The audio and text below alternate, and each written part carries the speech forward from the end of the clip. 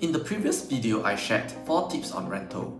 That is the result of helping my parents to rent out their 4-room HDB in Yishun for $2,800.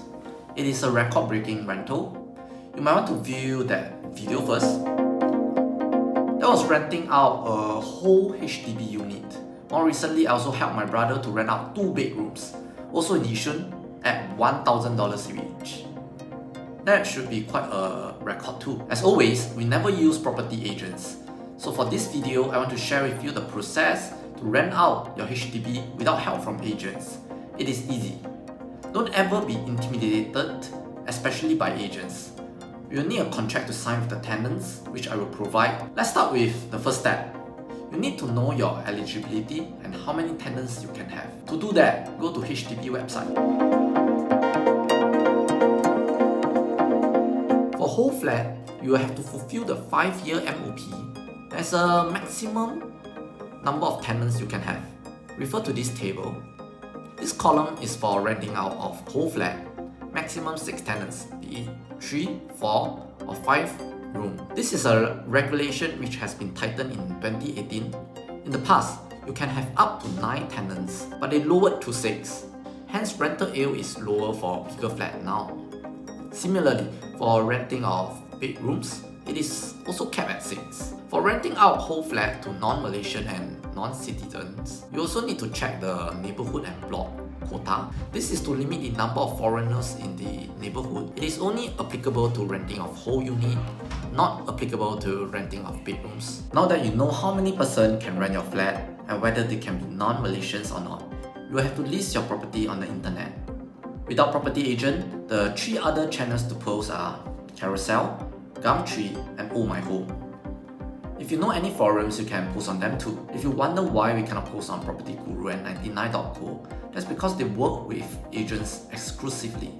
The agents pay them handsomely to post on Property Guru and 99.co. Yet, sometimes agents will approach you on Carousell too. And for these agents, just tell them you're open to them bringing their tenants as long as you don't have to pay agent commissions. These agents will even post on Property Guru for you for free. Take lots of photos and write as much details as possible. I'll show you my post for the record-breaking rental. The link will be in the description as well. For the rental price, you can refer to HDB stats for reference. As a landlord, you'll probably list a high price where you're okay to accept right away. Arrange for house viewings and briefly tour them around. It should take just 5 to 10 minutes. At the end of the viewing, I will be transparent and let them know the price that I will accept and sign right away. Any lower offer, I will wait for a few more days after I'm done with all the viewings. In one weekend, you should have a handful of viewings and offers and therefore a good sense of the market. Selecting a tenant is an art. You have to balance the offers, length of the lease, and the tenant profiles. Once you have chosen your tenant, you can proceed to the paperwork. First, you have to verify all the tenants' NRIC and work permit. Make sure they are valid for at least 6 months.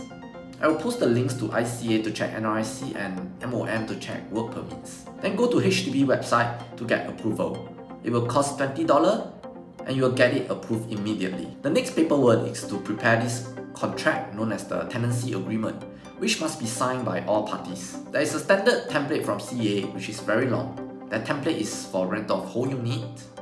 For renting out only bedrooms, I can't find a template, so I created my own. Again, links to the templates are provided in the description.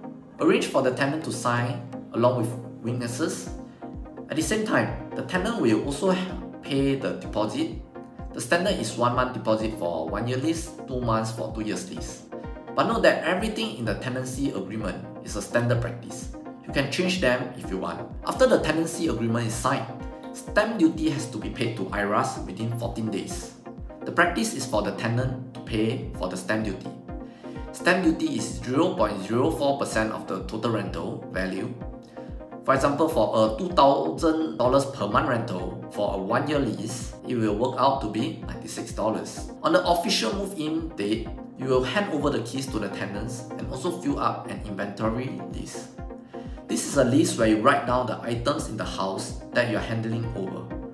You should list the items room by room, together with the tenant. At the end of the tenancy, we'll use this list to make sure the items are still in the house. I'll show you a sample of my inventory list. Lastly, when the contract ended, you have to sign a new tenancy agreement, notify HDB, pay $20 again, and pay stamp duty all over again. That's all for the rental guide without using an agent. I hope it is not too scary. I personally find it easy. The only disadvantage of renting without agent is that we cannot post on Property Guru and 99.co. As mentioned earlier, that is because the paymaster for these websites are the agent. Or you can still get a lot of potential tenants through Carousell, which I did find for our cases. So kudos to Carousell for being free and open. If this video has been helpful, do like and subscribe. Good luck with your rental.